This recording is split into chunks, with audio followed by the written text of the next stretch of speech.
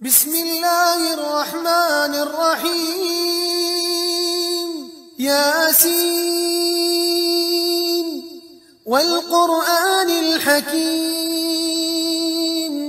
إنك لمن المرسلين على صراط مستقيم تنزيل العزيز الرحيم لتنذر قوما ما أنذر آباؤهم فهم غافلون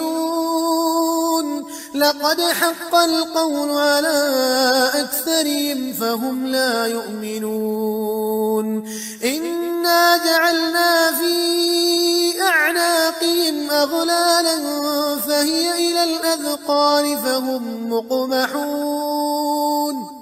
وجعلنا من بين أيديهم سدا ومن خلفهم سدا فأغشيناهم فهم لا يبصرون